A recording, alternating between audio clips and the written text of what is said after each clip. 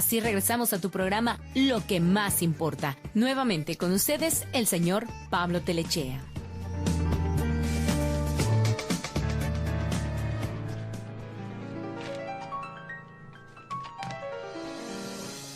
Mi voz puede volar, puede atravesar cualquier herida, cualquier tiempo, cualquier soledad.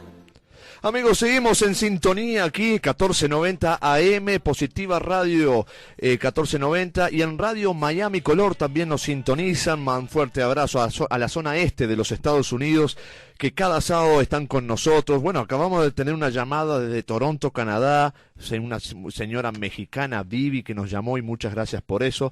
Y toda la gente que nos sintoniza todos los sábados aquí, amigos. Nos escuchan en el sitio de internet, en positivaradio1490.com. Teléfono aquí en cabina es el 801-804-6799. Desde las montañas, desde Salt Lake City, Utah, transmitiendo para todo el mundo. Esto es Lo que más importa. Su servidor Pablo Telechea, Fernando Cornejo, Viviana, que no está con nosotros hoy, no nos acompaña, pero le mandamos un fuerte abrazo. Periodismo independiente, hacemos radio, amigos. Bueno, es de público conocimiento las dos tragedias que han ocurrido esta semana. En Ecuador, un terremoto fuertísimo, que también 2 días después hubo una réplica casi del mismo tamaño del terremoto. Las inundaciones y el tornado histórico F4 en un pequeño pueblo, ciudad de Uruguay, llamado Dolores, de apenas 17.000 habitantes. Tremendo. Y bueno, esto lleva a la reflexión, amigo, y a conversar. Bueno, ¿cómo se recupera una comunidad así, no? Una persona, un pueblo, un barrio, una comunidad. ¿Cómo sale adelante una vez que pasa por esto, no? Y pensamos que lo mejor, amigos, que podríamos tener como invitado y hacerle estas preguntas, más allá de su carrera, que nos va a comentar cómo anda su agenda y sus proyectos, es hablar con alguien que ha pasado por tragedias también en la vida y que ha salido adelante. Y tragedias muy marcadas y que han sido públicamente conocidas, ¿no? Y el caso es que estoy hablando de Carlitos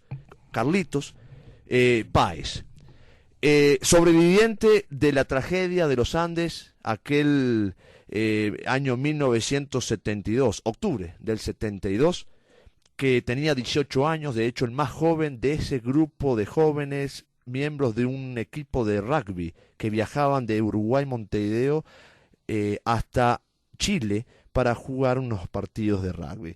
El avión se estrella, en la cordillera, en un momento se parte al medio. Bueno, todos sabemos la historia, muchas muertes, y tuvieron 72 días en la cordillera sobreviviendo y con ganas de seguir viviendo. 16 salieron triunfantes de esta experiencia. Uno de ellos lo tenemos como invitado en esta noche aquí en Positiva Radio 1490 AM, Carlitos Páez, al cual le damos una bienvenida. Carlitos, ¿estás ahí con nosotros? Escuchando, Pablo, te estoy escuchando. Y a propósito, me parece buena reflexión la tuya, porque la realidad de las tragedias se sale cuando uno encuentra recursos que uno desconoce que tiene, digo, y a veces para encontrar esos recursos no es que tenés que pasar por esas cosas, pero cuando pasás por esas cosas afloran recursos que uno tiene desconocidos. Así es. Digo, lo fue en el caso nuestro, en el caso mío personalmente. Yo tenía 18 años y de repente nos encontramos en un panorama que nosotros no conocíamos. Estábamos a 25, 30 bajo cero, en un lugar a 4.200 metros de altura. Fíjate que en Uruguay la montaña más alta que hay tiene 500 metros, o sea que la nieve jamás la vimos, y entonces de pronto tuvimos que vivir en el lugar infernal, y no solamente el accidente, sino que después los 70 días, que como yo digo es mucho tiempo, da para ponerse de novio, casarse y divorciarse. Es mucho tiempo, 70 bueno, días. Carlitos Páez, estás con nosotros, un placer tenerte, gracias por aceptar esta invitación. Estoy con Fernando Cornejo, aquí compañero de estudio. Ha pasado muchos años. ¿Quién es Carlitos Páez? ¿Sos padre de familia? ¿Sos casado? ¿Cuántos hijos tenés, Carlitos? Tengo 2 hijos, tengo una hija de 38 que me dio 5 nietos, y tengo un hijo de 22 que vive en Buenos Aires. O sea que Fernando, que es argentino, digo, bueno, tengo un argentino. A ver, estamos perdiendo un poquito la señal. No sé si estás lejos del teléfono o qué. No, estoy cerca. Perfecto. Yo estuve ahí en una conferencia en Salt Lake City, estuve maravilloso, me parece. Estuviste en Salt Lake City aquí. ¿Qué te pareció? Estuve, sí, la nuestra empresa para 1.500 personas y la verdad que me pareció alucinantemente prolijo como pueblo. Vos sabés, Carlos, vos sabés que seguimos teniendo un poquito llega mal la voz. Llega mal, sí. A ver, puede ser, sí. Ahí te escuchamos. ¿Ahí me escuchas bien? Ahí perfecto. Entonces, ¿en qué año estuviste en Salt Lake City, Carlos? Estuve en el año, hará 6 años más o menos, en el 2009. ¿Y veniste a qué? ¿Por qué razón fue? Y fue a dar una conferencia para una empresa, en realidad para la fuerza de ventas, es un poco donde aplica más la historia nuestra, es en la fuerza de ventas, ya sea como motivación y como tolerancia a la frustración. Vos sabés que la historia nuestra es una lucha permanente contra el no, y bueno, los vendedores tienen una lucha permanente contra el no siempre, sean los de seguros, sean los visitadores médicos, sean los vendedores puerta a puerta, y bueno, entonces creo que la historia nuestra aplica porque es una historia que fue notable en trabajo en equipo, fue una de las historias más ejemplares en trabajo en equipo, y una historia de tolerancia a la frustración, de adaptación al cambio, de toma de decisión, y bueno, y eso es un poco lo que intentan las empresas que uno les permita. Bueno, a veces se pierde la voz, pero si te mantenés, no sé, cuando se escucha bien, yo no sé cómo es que estás cerca del micrófono, pero ahí a veces se escucha muy bien. Estoy pegado al teléfono, lo que pasa es que, bueno, las comunicaciones en el juego ya que no son las mejores. Bueno, mira, estamos con Fernando Cornejo aquí, Carlitos, y has escrito, el último libro que escribiste se llama Desde la Cordillera del Alma, donde tú mencionas que en la cordillera, dices tú, yo di lo que podía dar, lo que vino después es otra historia. Vamos a analizar un poquito el libro, y Fernando, me imagino que vamos a charlar contigo sobre cómo un pueblo, lo que planteé al principio, ¿me entendés? Cómo un pueblo pequeño, ciudades, comunidades pueden reponerse de catástrofes así, y yo creo que ustedes tienen una autoridad moral para hablar de estas cosas, ¿no? Pero contanos... Pero no solamente nosotros, Pablo, Alemania después de la guerra también se recompuso de una velocidad nunca jamás vista, y eso porque cuando tocas fondo, no tenés más remedio, ya no hay más fondo, entonces lo único que te queda es salir para arriba, esa es la realidad, eso me lo explicaron un día, y es verdad, yo digo, los pueblos a veces tienen que pasar por esos periodos de crisis para poder salir adelante. Es cierto, es un poco, Carlos, te habla Fernando, un gusto de charlar contigo. ¿Cómo un poco está, Fernando? Bien, gracias. Un poco el fuego purificador, ¿no es cierto? En algún sentido. Y sí, cuando encontrás el fondo, ahí no te queda más remedio que ir para arriba. Yo te cuento, Carlos, tengo casi tu edad, en aquel tiempo tenía 17 años, vuelvo de Brasil yo estaba viviendo en Brasil temporariamente, vuelvo para Buenos Aires, porque mi madre estaba enferma, me tomo un avión, la primera vez en mi vida que me subía a un avión en Austral, en Carrasco, en el aeropuerto de Carrasco, fue mi primera vez en un avión, me subo al avión, agarro una revista, y era fines de octubre del 72 y me entero de lo que había sucedido, porque no había escuchado la noticia todavía, la noticia decía, así buscamos el avión que se perdió en la cordillera, y fue un impacto, ¿no? Además que, bueno, imagínate, 17 años, mi primera vez en un avión y leo sobre un avión que se cae en la cordillera, ¿no? Y después recuerdo mucho haber seguido toda esa historia. Mi tío conocía a tu padre, a Paz Vilaró, y resulta, bueno, seguíamos mucho todo eso, y recuerdo, mira, lo tengo tan vivo, el recuerdo de cuando los encontraron, ¿no? De cuando llegaron, fue una emoción, mira, lo recuerdo y se me pone la piel de gallina, bueno, ¿no? a mí también cuando lo decís, mirá, Fernando, lo que pasa es que es una al principio fue un avión que se cayó, sí. Pero después que aparecimos, después de 70 días, es un caso único en la historia, sí. La National Geographic la considera la historia más increíble de supervivencia de todos los tiempos, así sí. Está considerada. Y sin duda. De la cual se han escrito 23 libros, se han hecho 3 películas, se han hecho 9 documentales. Ahora mismo se están ya gestando una película que la va a dirigir ni más ni menos que Bayona, que fue el director de la película Lo Imposible, de la película del tsunami. O sea que es una historia que sigue y sigue con el tiempo. Se convirtió en uno de los clásicos de supervivencia, digo, Sí. comparable con Titanic o con las torres, porque ¿qué pasa? Que es una historia que no solamente tiene el accidente, sino que tiene la permanencia, y ahí es donde vos ves la capacidad de funcionar y transformarse del ser humano, digo, que eso es una maravilla, digo, todas las empresas les gusta eso porque, bueno, es cuando ven aflorar los recursos que tenemos desconocidos. Sí. Ya, Carlitos, tú en tus palabras, en el cabezamiento de este libro que escribiste, Desde la Cordillera del Alma, que la gente lo puede buscar en los sitios de internet de Edición Planeta, tú mencionas, dice, la vida en la cordillera tenía que ver con mi existencia física, dice, allí arriba tenía un lugar positivo, era uno más. ¿Cómo es posible encontrar algo positivo en una experiencia tan negativa? Explícanos eso. Bueno, ¿sabés qué pasa? Que yo era un chico de 18 años, pero malcriado, consentido, caprichoso, ni siquiera había sido Boy Scout en mi vida, todo me lo habían dado resuelto, hasta desayuno en la cama tomaba, así que andaba llevando a la persona que estaba ahí. Y de pronto me encuentro en esas condiciones infrahumanas, a 25 bajo cero, y tenía que salir a pelear la historia. Entonces empiezo a encontrar recursos míos, entonces me di cuenta de que yo tenía cosas positivas para dar, que eso me parece maravilloso, digo, maravilloso no solamente por mí, sino que por el ser humano en sí mismo, digo, que a veces uno está en una posición cómoda y bueno, no encuentra ningún recurso para salir adelante porque no precisa encontrar esos recursos. ¿Y así era también el punto de vista de la mayoría de tus compañeros allá en la cordillera? ¿O eran diferentes cada uno, me imagino? Bueno, no, todo el mundo encontró sus propios recursos. A mí no me gusta hablar por los demás, porque porque yo, pero yo creo que todos encontraron que podían hacer cosas que en la vida normal no se les hubiera ocurrido plantear. Sí. Más allá de la teología, de Dios o no es Dios, una persona en una situación así, Carlos, ¿se siente más lejos de Dios pensando en un abandono, fui abandonado, o te sentís más cerca?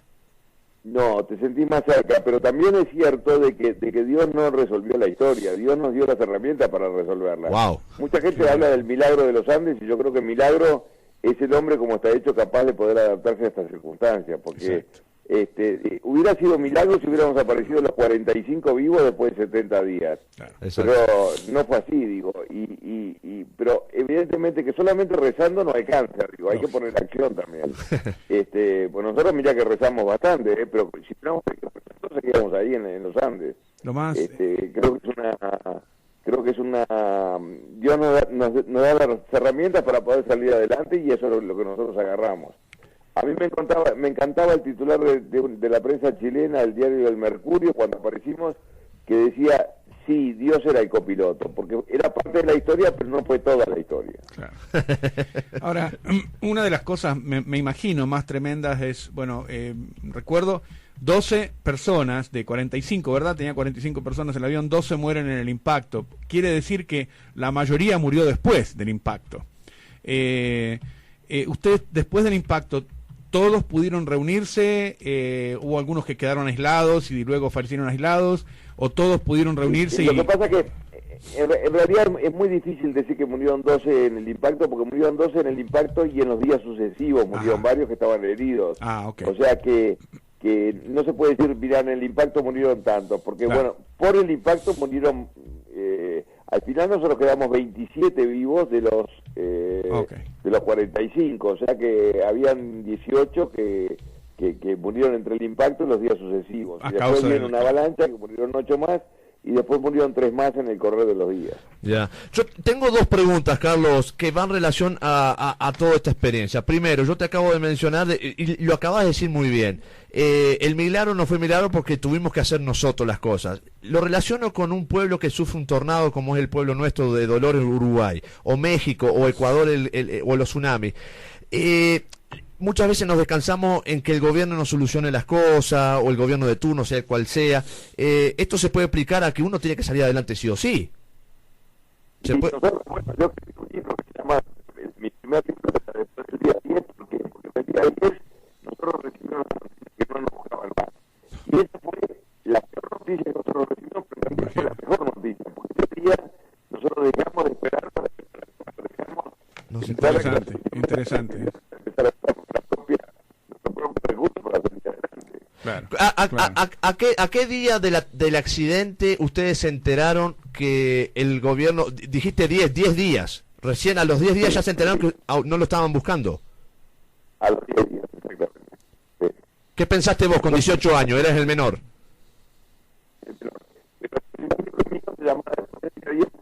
Fue el parteaguas, como dicen en México, fue cuando cambia la historia. Ese día nosotros dejamos de sobrevivir. A ver. Porque dejamos, para mí sobrevivir es alguien que está esperando. Movete un poquito el teléfono, porque hay interferencia ahí. Su propio la cambia, digo, no se escucha muy bien. Ya. Vamos, Fernando, vamos a hacer una cosa. Vamos a una pequeña pausa para estar unos minutitos más contigo. No queremos tomarte Carlitos. Vamos a hacer una pequeña, vamos a llamarte al celular. ¿Te parece bien? Porque hay mucha interferencia. Me parece fantástico. Porque queremos escuchar cuáles son tus proyectos, si estás planeando venir a Estados Unidos con charlas, o a Utah, y también algunos libros más. Vamos a hacer el cambio. Bueno, muy bien. Gracias. Muy bien. Bueno, estamos triste porque no podemos dejar de hablarlo. Sí. Vamos a una breve pausa comercial para hacer este arreglo y volvemos aquí en Positiva Radio. Ya volvemos. Mi marido dice que no sirvo para nada. Mi papá dice que soy un tonto. Mis hijos creen que soy un estorbo. Tú sabes que me pongo celoso. ¿Por qué me provocas? Siempre busca un motivo para agredirte. Yo te juro que voy a cambiar. La vida puede ser más fácil si nos preparamos para enfrentarla. Entrenadores de vida, preparándote para vivir mejor a través de los consejos bíblicos. Escúchanos de lunes a viernes de 2 a 3 de la tarde con Mario Rivas y Rafael de Alba, tus entrenadores de vida. Hola. Hola, amigo. Oye, ¿tienes planes para este fin de semana? No sé, depende. ¿A dónde me vas a invitar? Pues a la iglesia. ¿A la iglesia? Mira, yo sé que visitar una iglesia por primera vez puede ser un poco intimidante, pero en Ministerios Vida Nueva Internacional te hacen sentir bienvenido. ¿Qué dices? ¿Vamos? Oye, suena bien. Me gustaría conocer más de Dios. Vamos. Ya seas joven, madre soltera o padre de familia, también hay un lugar para ti. En Ministerios Vida Nueva Internacional, nuestros servicios de fin de semana están diseñados para conectarte con Dios. A través de una enseñanza eficaz, un tiempo familiar de adoración. Ven y visítanos en la 3007 Sur, West Temple, Salt Lake City, Utah. Nuestros horarios de servicio son cada viernes a las 7 de la noche y cada domingo a las 10 de la mañana y a las 4 de la tarde. Ministerios Vida Nueva Internacional, transformando familias.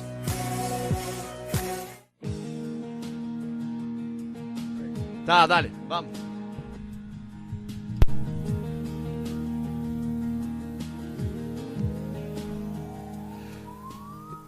Y bien, amigos, seguimos en sintonía aquí en Positiva Radio 1490. Esto es lo que más importa. Estamos con Carlitos. Carlitos, ¿te encuentras ahí? Sí, estoy acá.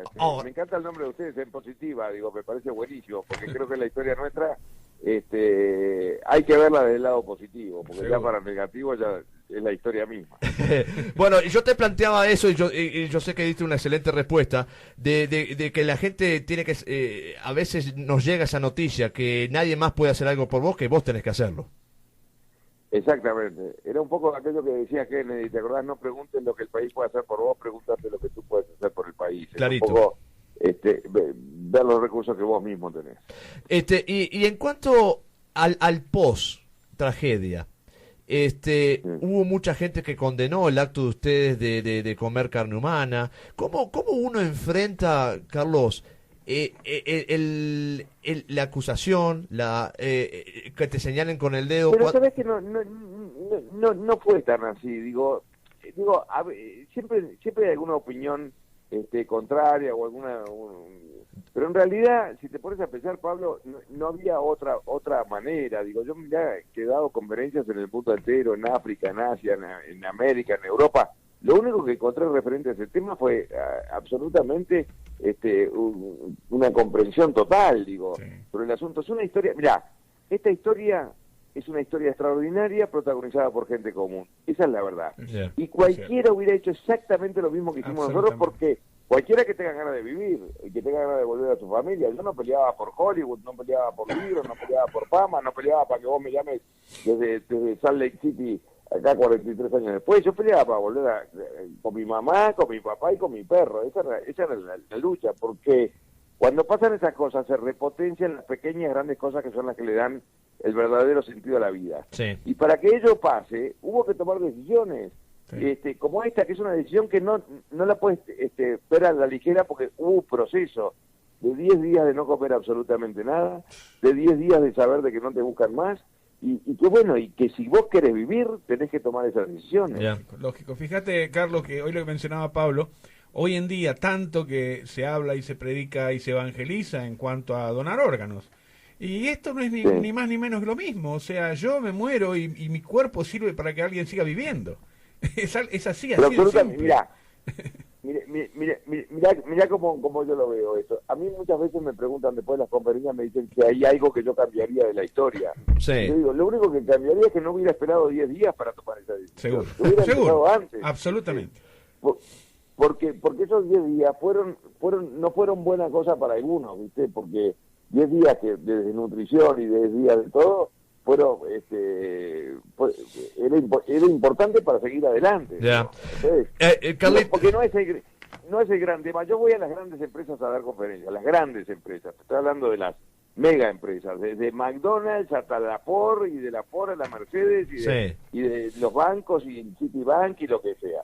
Pero no, ninguna de esas empresas me piden para mí para hablar del tema de la alimentación, porque gracias a ese tema podemos hablar de otras cosas, podemos hablar de la solidaridad, del trabajo en equipo, de la toma de decisión, de la tolerancia a la frustración, de la adaptación al cambio, de todo eso.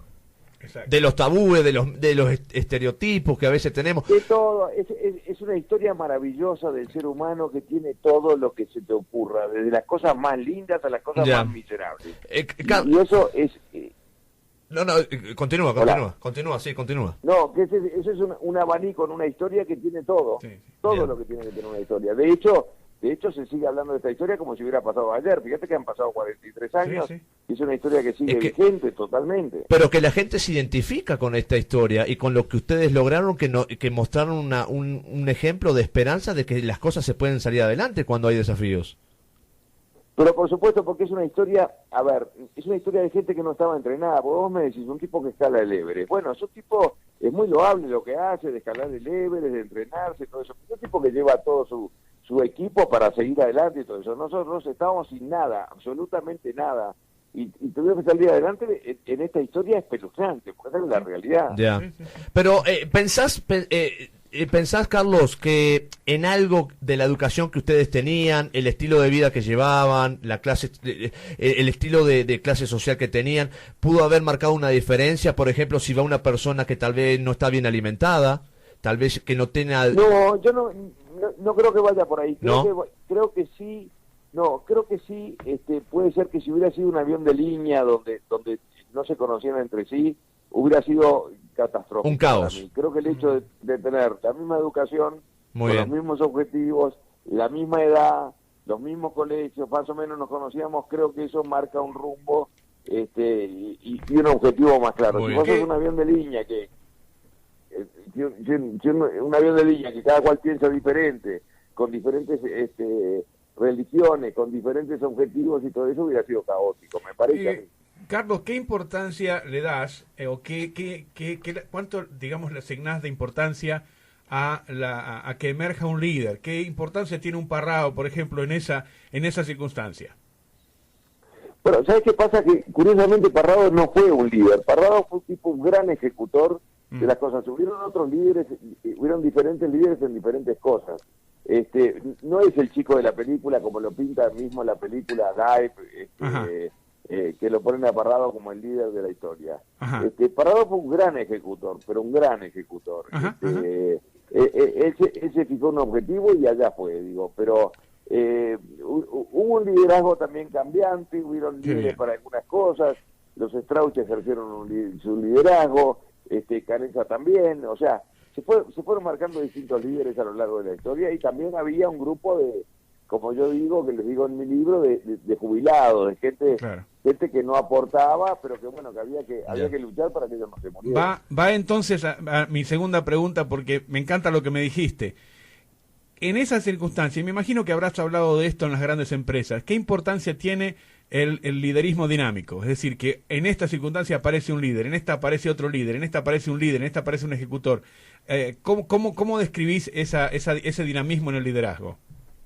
Y eso es maravilloso, pero sobre todo, para que eso suceda, la gran palabra que tiene esta historia tiene dos grandes palabras. Una es la humildad, que nos enseñó Dios por el camino de la humildad, por donde tenemos que transitar, y la otra es la actitud, que son dos palabras que aunque parezcan diferentes, van de la mano, digo, porque la única manera de conservar el equipo es con humildad.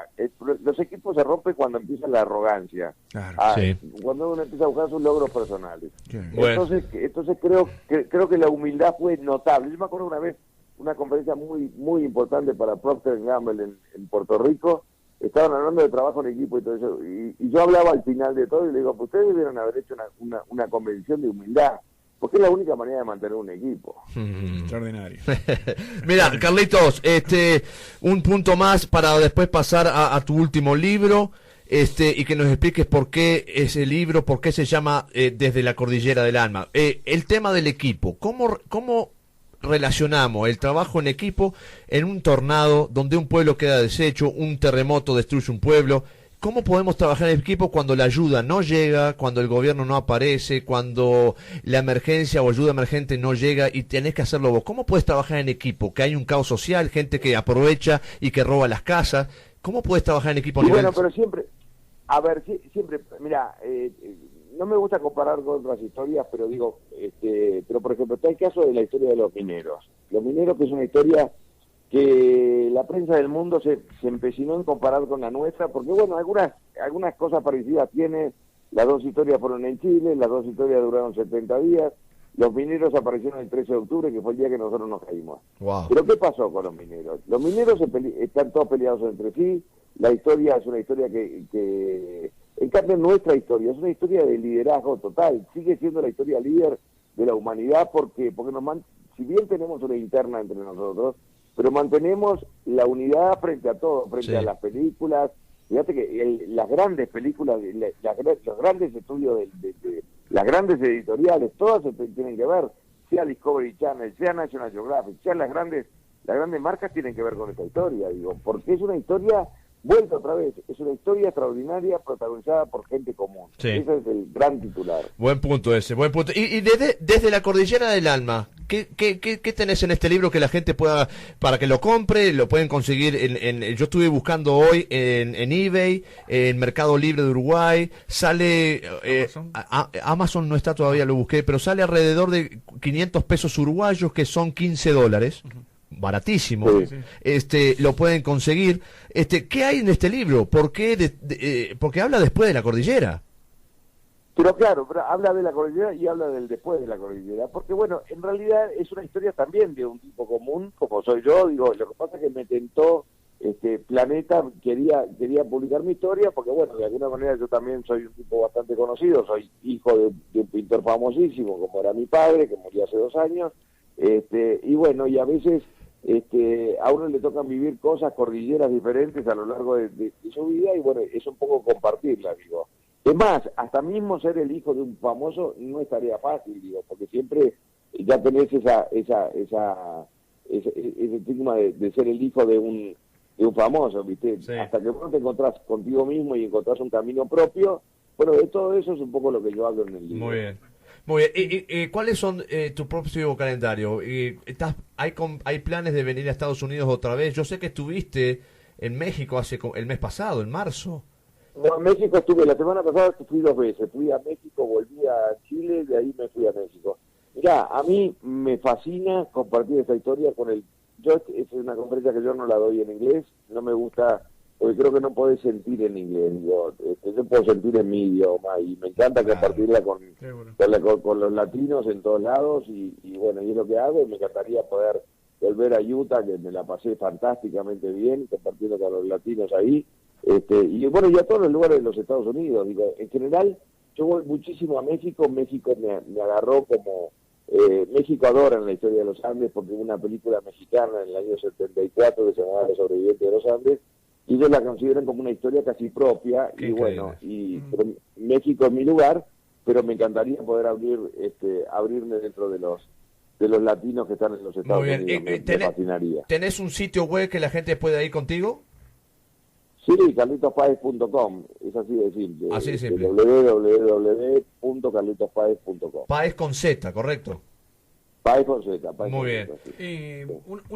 Una pregunta muy breve, Carlos. Me acaban de regalar un libro, un amigo me lo mandó de allá de Argentina, La Sociedad de la Nieve. ¿Me das algún comentario? Maravilloso libro. Ajá. Maravilloso libro que habla de todo el accidente de los Andes y después de la vida después de cada uno de los sobrevivientes. Es más, basado en ese libro, en La Sociedad de la Nieve, que se está trabajando para hacer esta otra película que se llamará La Sociedad de la Nieve. Porque realmente se creó una sociedad en los Andes. Sí, es lo que me comentaba él, cuando me regaló el libro. Me Qué dice, bonito. mira, inclusive me dijo, si querés léelo, no lo leas así de tapa a tapa, léelo así en partes y anda volviendo, léelo en capítulos, porque dice, lo podés leer de como vos quieras, me dijo. Así me dijo él. Exactamente. Exactamente. Carlos, ¿tu libro se puede leer de esa manera o es una historia? No, bueno, la historia de la cronología, digo, porque mi vida arranca cuando nací y terminará el día que me muera, pero bueno, es un poco la cronología de los hechos los que van marcando, digo, pero de cualquier manera, yo también a veces en las conferencias voy de adelante para atrás y de atrás para adelante, digo, no altero. Bueno, una última pregunta que tal vez el público no sabe esto, que acá hubo dos personas que nunca se rindieron y que siempre decían que vos estabas vivo, que fue tu madre y tu padre fallecido ya, el gran artista uruguayo. ¿Qué pensás hoy de la paternidad? Muchas veces vemos a nuestros hijos, pero no lo vemos vivos a nuestros hijos. No le damos vida a nuestros hijos como padre hoy. ¿Qué pensás hoy? ¿Qué mensaje tenés para la paternidad de hoy? ¿Sabes qué pasa? Curiosamente siempre los héroes son los mayores, en general. En este caso la historia fue al revés, digo, nosotros a los 18 años, no es que nosotros hayamos sido héroes, la gente nos convirtió en héroes. Entonces se cambia la cosa. Entonces también marca claramente de que los chicos a los 18, 19 años pueden protagonizar historias impresionantes, como la que nos tocó a nosotros. Y bueno, eso es lo que queda marcado. Y bueno, naturalmente que tuve la suerte o la fortuna de tener el padre que tuve y la madre que tuve, y mamá no tenía la más mínima duda de que yo estaba vivo. Fíjate vos qué absurdo, digo, pero las mujeres tienen o por lo menos mi madre tenía ese sentido, estaba al borde de la locura. Y bueno, y mi madre tenía un carácter muy fuerte y hizo que mi padre nos buscara hasta el cansancio, esa es la realidad. Bueno, Carlitos, fue un gran honor tenerte aquí en los micrófonos de Salt Lake City, Radio Positiva, un placer conocerte, por lo menos al menos por teléfono, pero seguí así, vamos a tratar de que vengas a Salt Lake City. Sería bárbaro, sí, por lo menos que nos tomamos unos mates juntos, Carlos, nos vemos un asado, algo así. Me encantaría, ahí sí que hace frío, ¿eh? Acá sí. Acá hace frío en serio en el invierno, sí. Che, pero Carlos, con todo el humor del mundo, si estoy comiendo un asado al lado tuyo, voy a estar con cuidado vos. No te quepa la menor duda. Carlos, va con humor. Ha sido un gusto charlar contigo, recordar esos días. Recuerdo tu padre y tu madre hablando en televisión. Recuerdo todos esos días, los canales siguiendo cuando ustedes todavía no habían aparecido. Y lo que vos decías, los padres no diciendo, si yo sé que están vivos, los reportajes que les hacían. Me acuerdo, lo viví, como te digo, yo tenía 17 años cuando ocurrió esto. Y lo seguí muy de cerca.